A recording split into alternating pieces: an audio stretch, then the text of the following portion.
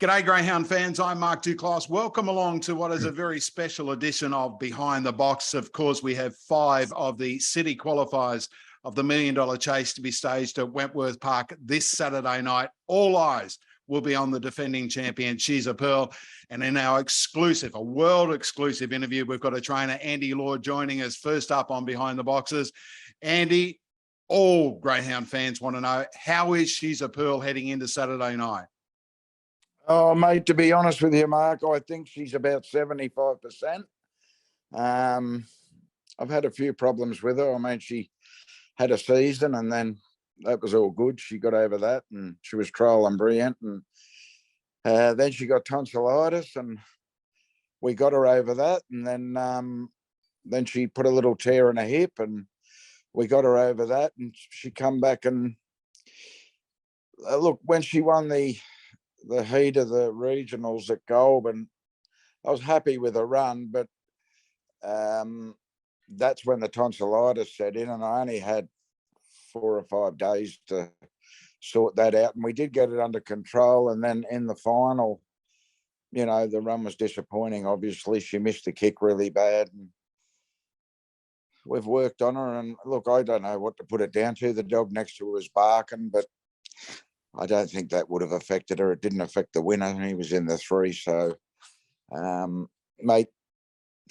to be quite honest, I'll be making my decision Saturday morning. Okay, so she is, at this stage, she's no guarantee. We're recording this on Thursday morning. She's no guarantee to start on Saturday? No, she's not a guarantee. What, Andy, I know you've spoken, and you and I have spoken obviously at length about it, but a bitch going into season, it can sometimes change their mentality, can't it? Where they become more maternal and they don't want to, I guess, you know, what I'm trying to say is they go from a race dog to wanting to be a mother. Yeah, they can do that. With her, though, I let her have a full season, and I don't normally do that. I usually work them pretty hard through a season, and not behind the lure, but at home, and keep them pretty fit. But I actually gave her a good 4 weeks off and then got stuck into her. And I waited for the milk, and the milk never come. And, mate, she was back to biting the gate and doing all the things she used to do, wanting to go. She was trial and brilliant.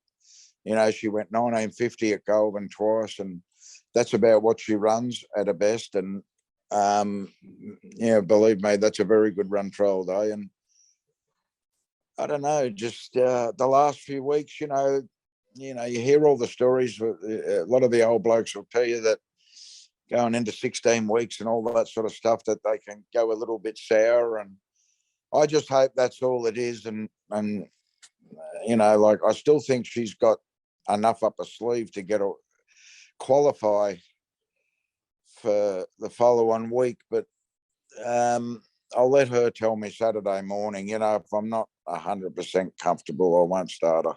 Yeah, and of course, she is the defending $1 Million Chase champion. She took out the Group 1 Golden Easter egg. She is an absolute superstar in her own right. And I know that you will not start her unless she is 100%. But we both know, mate, that things can change very rapidly. You know, in the case of 24 hours, a dog can either switch on or switch off. And we're just praying that she's, you know, she comes back to her best in the next 24 or 48 hours. Yeah, well, there's nothing wrong with her mechanically. Mechanically, she's fine. But I walked past the kennel, I reckon, 50 times today, and I'm waiting for her to bite the gate. She hasn't bit it. So, I don't know. It's just, but it can change overnight. And look, if she was injured, she'd have to be 100% for me to start her. I mean, otherwise I wouldn't start her. But, you know, if I'm comfortable and I think she can get away with it, I'll start her. But she's got to show me some sign. As I say, we're waiting on tender hooks. Hopefully Pearl comes good in the next 24 or 48 hours. We'd love to see her become the only greyhound to win $2 million races in the same year. We all know what she can do on the track. And as said, fingers crossed that she comes good for you, mate.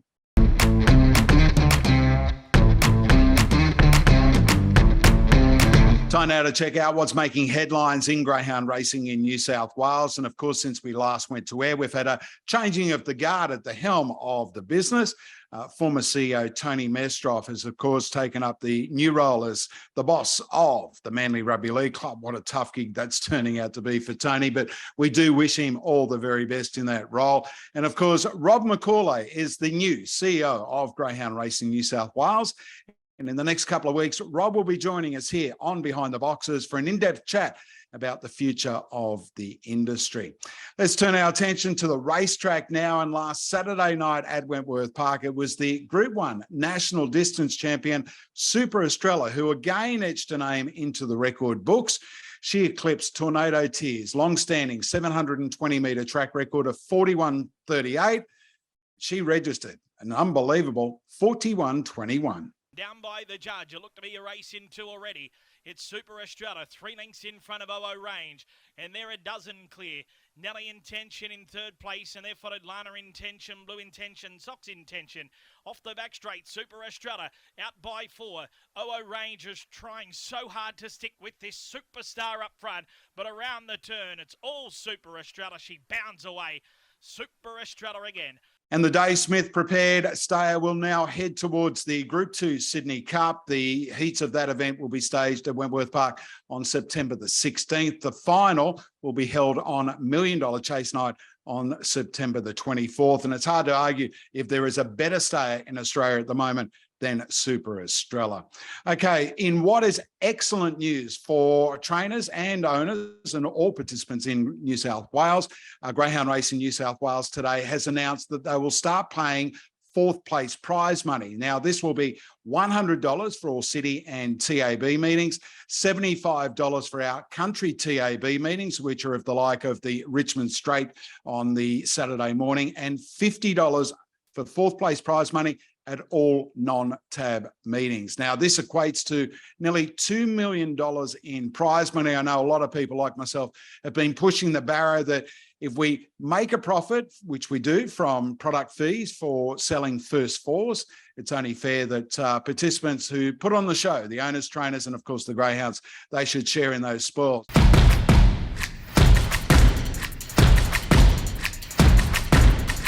We turn the clock back with our fabulous flashback segment here on Behind the Boxes. And last week we received the unfortunate news of the passing of a champion trainer and a champion bloke in Richie Dean. Richie was based at Riverstone for such a long time throughout his training career, and he put the polish on some of the best sprinters and stayers that we have seen. Of course, Harry Hand, Henry Hand, Little Denver. There were none better than the champion stayer of a time in National Lass. We're going to turn the clock back this week and take a look at the 1985 Summer Cup final, National Lass winning at Harold Park. Racing now, National Lass began beautifully from the 4. Boxing is going to lead. Western Bow goes to second and third placing, making ground statistician streetwise on the outside. In behind those next of all is Suzanne Gwenda, followed then by National Star. Western Bow ran off. Well back is Joy and Gamble and Narara City. It's National Lass in front down the back. It's about 2 lengths on Statistician, 6 lengths away Suzanne Gwenda.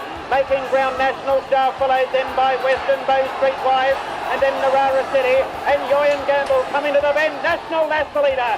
She's about 3 or 4 lengths on Statistician, and then came Western Bow, but it's little National Lass, and then it's going to get to National Lass. Here she comes down the time. National Lass the winner in brilliant time. National Lass, of course, won the New South Wales Greyhound of the Year titles in 1984 and 1985. She won 40 of 63 starts. She also won 28 from 34 over the distance. The very sad passing of Richie Dean, but he will be remembered for a long time as the trainer of some of our greatest, including National Lass, Harry Hand, and Little Denver. And they are set and ready.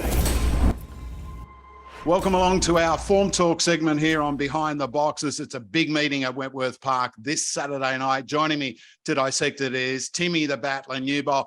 Battler, 5 city qualifiers for the $1 Million Chase version 2 of 2022. This is the last chance saloon for these greyhounds to race their way into the semis. Sure is, Duke. We're getting down to the business end of the series and really hotting up at Wentworth Park. We've got some big guns coming through the city qualifiers. Probably a few greyhounds I thought would have already probably gone to the regions to try and qualify for the semis, but they haven't. They're waiting till Wentworth Park, and their last chance, as you just mentioned, to get through to the big semi-final night on Friday week. Yeah, and a number of Victorians have made their way up in the first of the city qualifiers. Divine Empress, who took out the new sensation earlier this year. It draws box number 3. Doonan, who was a finalist in the first of the $1 Million Chasers earlier this year, he draws box 4. And Milligan for Tony Brett draws box 5. Geez, I like the favourite here, Divine Empress. She's been brilliant in both wins around Wentworth Park. She's run quick time. She's won 15 out of 20 overall Duke.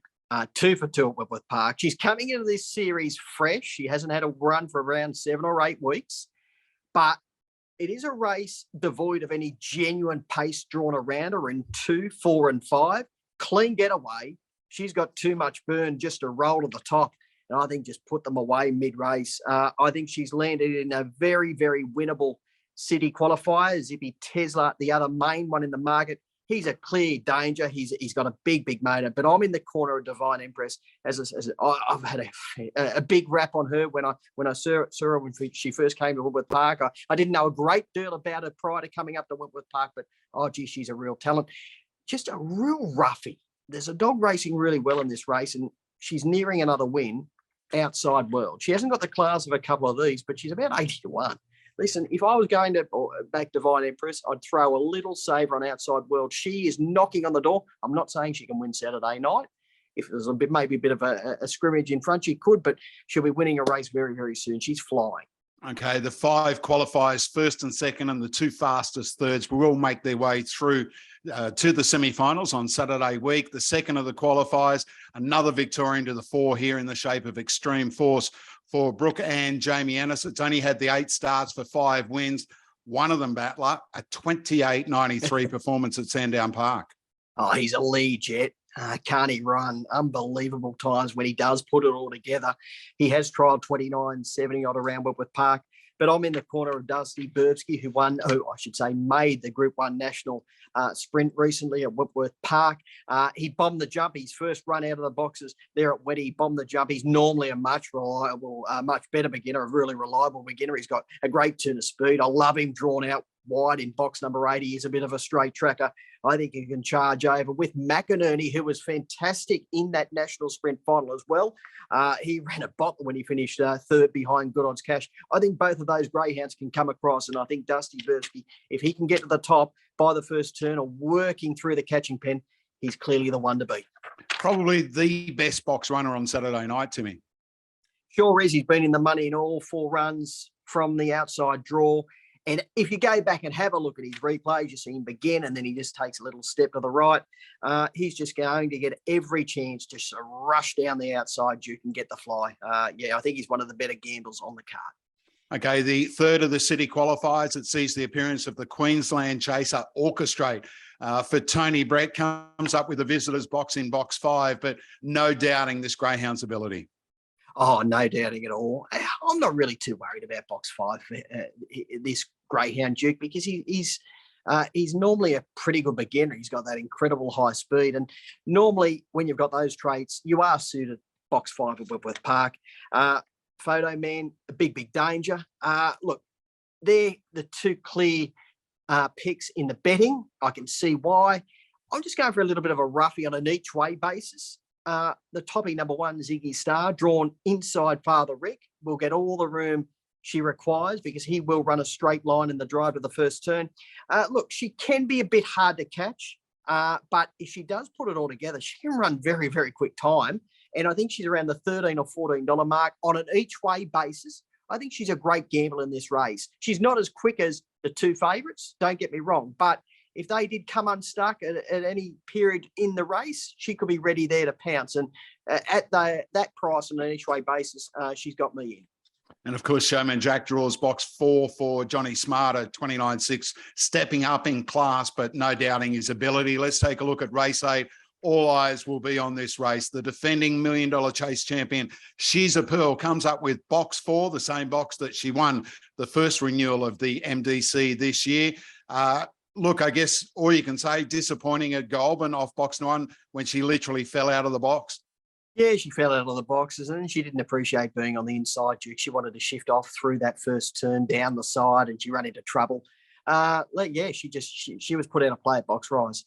She comes back to Wentworth Park, the scene of her greatest triumphs. We know what she's capable of. She's $1.30 odd or thereabouts in early betting. I couldn't possibly take that with counterfeit money.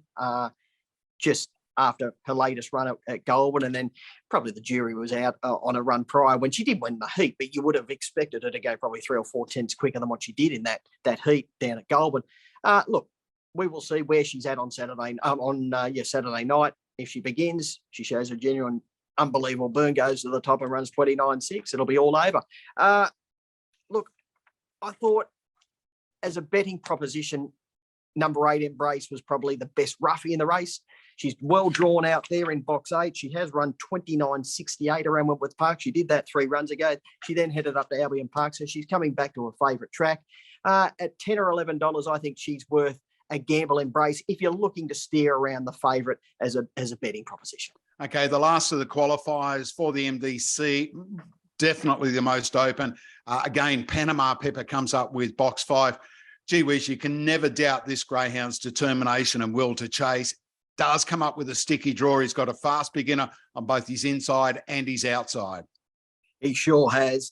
He was unlucky at Richmond when he got onto the heels and bumped with the leader around the first turn in that Richmond regional final.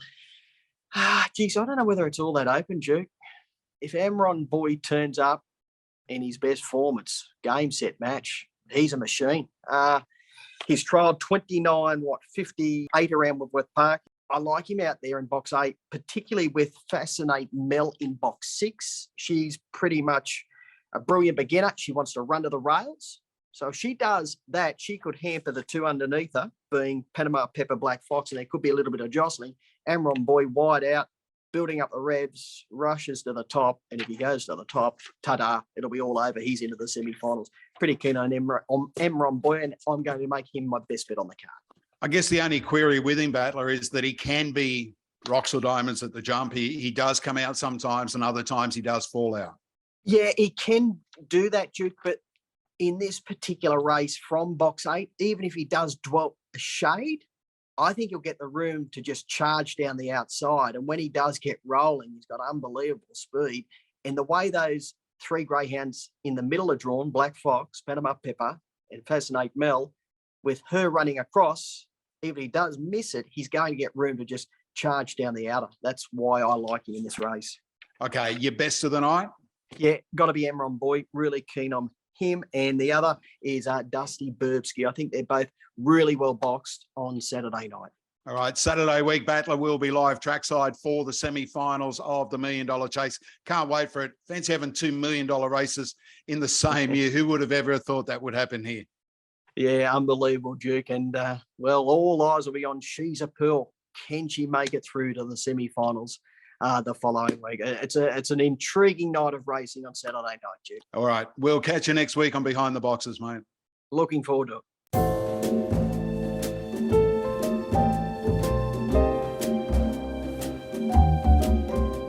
Welcome back to Behind the Boxes. Well, the Hound has joined Greyhound Racing New South Wales each and every day.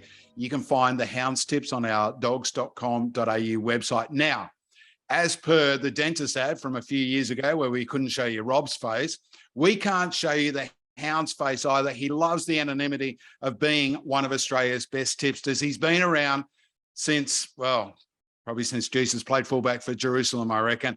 The Hound joins us on Behind the Boxes. Welcome to your maiden performance, Hound. Nice to join you, Duke. Looking forward to tipping plenty of winners. See what we can sniff out, as a good Hound always does. You've been in good form lately, I've got to say that. We do all your stats on your tips and that, and you've been tipping plenty of winners. It's the name of the game. You know what they say, you can't eat train tickets, and if you don't tip them, that's what you end up doing. So hopefully we can continue and find a couple for Wentworth Park on Saturday night, where we've steered clear of the MDC semis. Yeah, and of course they are races 5, 6, 7, 8, and 9. Last chance for those greyhounds to get through. Okay, Hound, every time that we do Behind the Boxes, we're going to have you on with your 2 best bets from Wentworth Park on a Saturday night. People will be on the edge of their seats waiting for this. I know I am. What is your best at Wenny this Saturday? Well, the best duke for Saturday night at Wentworth Park will be He's Grand. Now, you look at He's Grand and you're talking a dog who has won a Group 3 Richmond Derby and a Dapto Silver Collar. Now, unless you're a Wentworth Park duffer, you can't not win a race in town with form like that. Hound. He's had 5 starts at Wenny. He hasn't won there yet. Yeah, but Duke, see, within that 5 starts, you're talking 2 minors and go back 3, and he was run down by a dog called Ibrox Wildfire. Now, she is airborne, and he was probably going to have his breakthrough win in a free-for-all, mind you. He's back to a 5th grade on Saturday night, but Ibrox let go with a paralysing burst up the back, and no dog would have held her out. So this looks awesome for He's Grand, especially off 8 Duke, because I've spotted a little bit of a new trait with He's Grand at the last 2 Wentworth Park runs, and he's wanted to go right off the map. So I reckon box 8 is apple for He's Grand. All right, so the Hound's best bet at Wentworth Park on Saturday night, race 4, number 8, He's Grand, trained by Rod O'Brien. What about your next best? Because we know punters love to play all ups. Well, we'll have to go early with our second best bet, so hopefully we've got more money to throw on He's Grand after zipping Novak monsters him into submission in race 1. Hound, what is it that makes you think that zipping Novak can win off box 7? Because I've got to tell you, as one of my best all-ups this Saturday night, I'm tipping Lochinvar Lona off the inside draw. So what is it that you think Novak can win off the black box? Well, I'm tipping you might have a little bit of jet lag still in you from that trip to the States, mate, because seriously, box 7 and Novak go hand in hand. He absolutely monstered the line last week. Now, he was beaten off box 2, speared off at the first turn, got to the outside, and the run behind a very good dog called Mortified was sensational. So I can just see Novak just landing up outside dogs like Lochinvar Lona and Wing Chung Girl, and good luck holding him off. All right, so the Hound's 2 best bets at Wentworth Park this week. Race 4, number 8, He's Grand. Race 1, number 7, Zipping Novak. All right, Hound, I know you've got an army of supporters. Thanks for joining us on Behind the Boxes this week. You'll be along each and every time that we come out. Again, we cannot disclose your name. We cannot disclose where you live. We can't even disclose whether you're a man or a woman. We can't identify with gender or whatever, but we know that you do tip winners, and let's hope that we kick off this week with a big way to start your appearances on Behind the Boxes. Nice being with you, Duke, and looking forward to it each and every week. All right, my all up at Wentworth Park this week. As said, I'm going against the Hound. I'm tipping race 1, number 1, Lochinvar Lona. I'm tipping bookends as far as the all up is concerned. Race 1, number 1, Lochinvar Lona into race 10, number 2. What about that? Now, we've heard from the Hound who tips winners. We've got another person at Greyhound Racing New South Wales called the Cooler. Now, he's a guy that when you've got a dog going in a massive all up and it gets beat on the line by a $31 shot, the Cooler says, oh, geez, I had $2 on that thing. You just want to kill him, right? Can't tell you the name of the Cooler either, but I can tell you his first name starts with R. Now, the Cooler is going to give us a dog each and every week on Behind the Boxes that he says can't win. Now, take it for what you want, but the Cooler, he can stop the XPT. This week, the Cooler is saying in race 7 at Wentworth Park, number 5, Orchestrate is the dog that can't win. Trained by Tony Brett, who's prepared more Group 1 winners than what the Cooler has had hot breakfast, but the Cooler believes Orchestrate cannot win at Wentworth Park this Saturday night.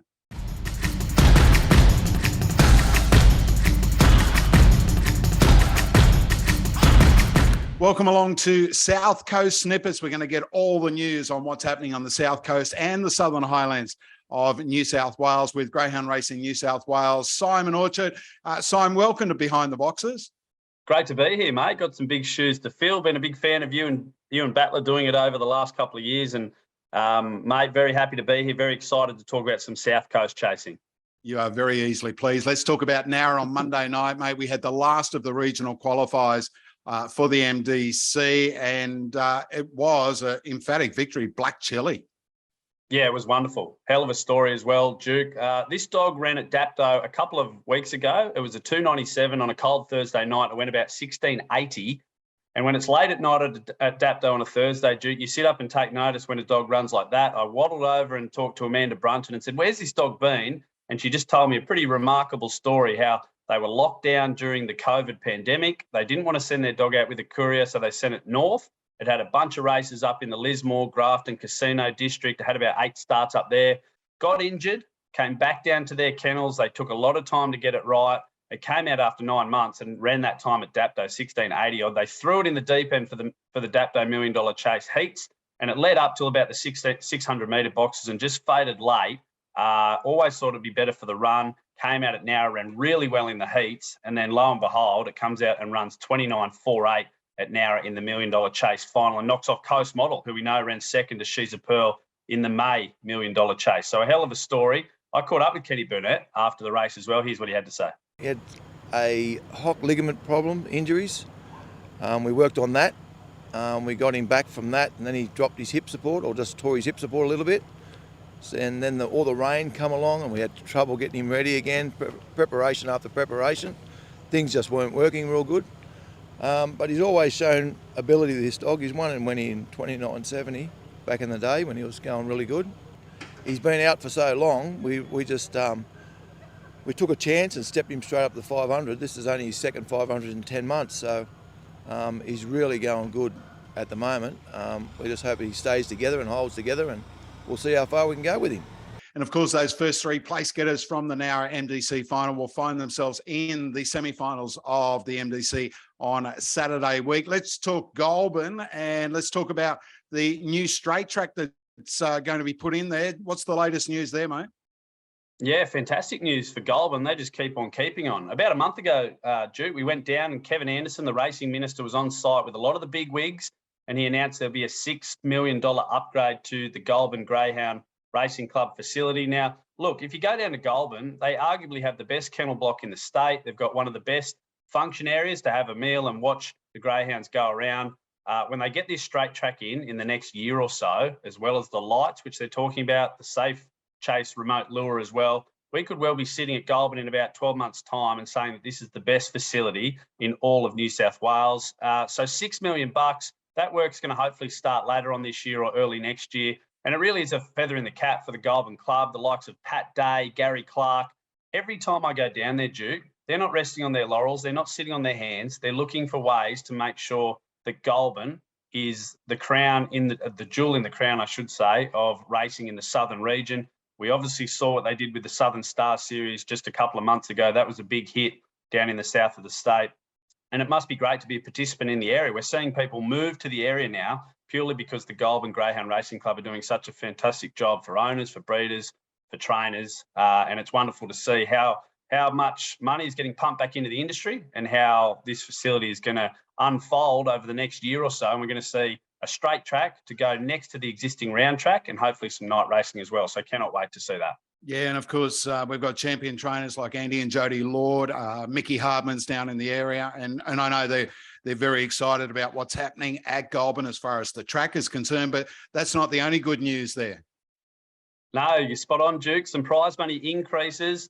When I said they don't sit on their hands, Pat Day's a real mover and shaker. I know he's been talking to some of our bosses at Greyhound Racing New South Wales about how to elevate prize money. So the Goulburn Cup, a long history, some wonderful greyhounds have won that race.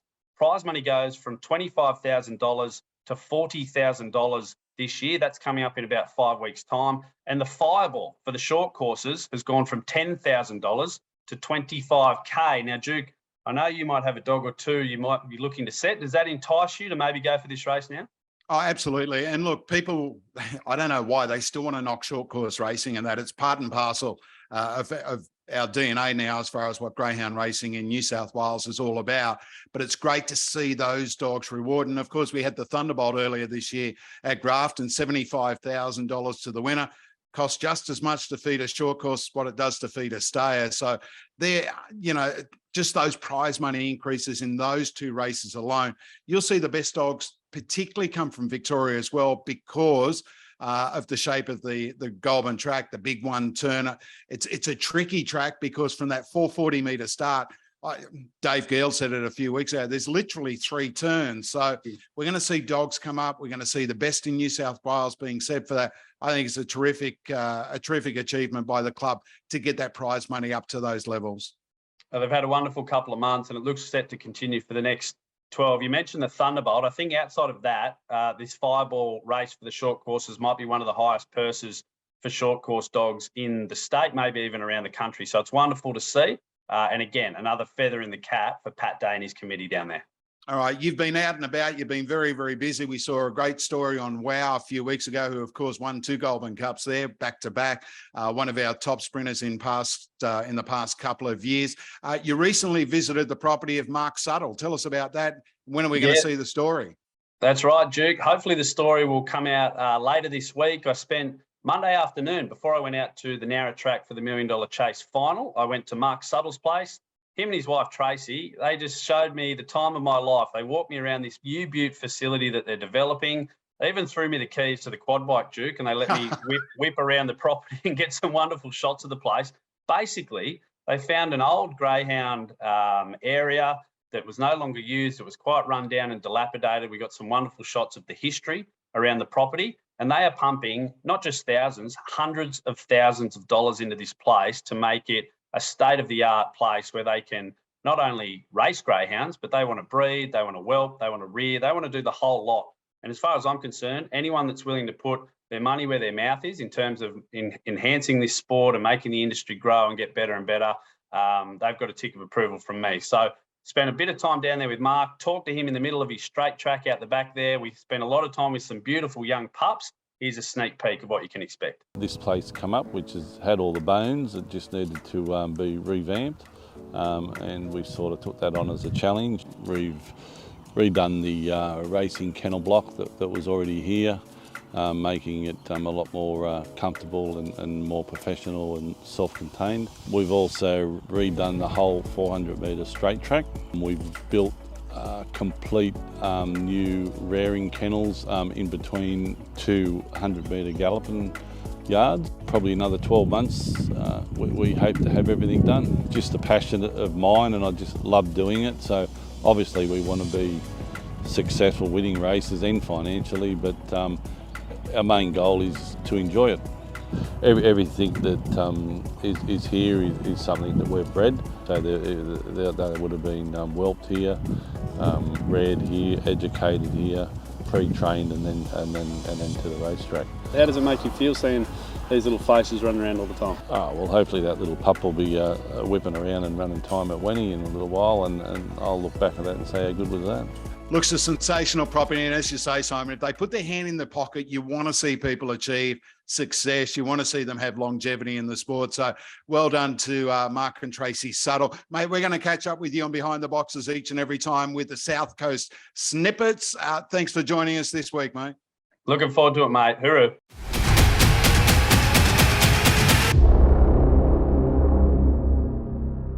Well, we've got a bumper couple of weeks coming up in Sydney, of course, with the $1 Million Chase final to be staged on September 24th. And what a night that will be.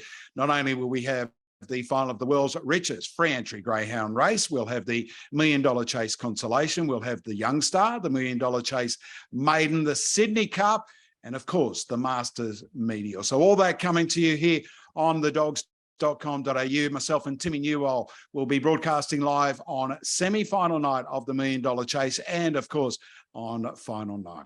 That wraps up this week's program of Behind the Boxes. I hope you've enjoyed it. I'm Mark Duclos. Until next week, bye for now.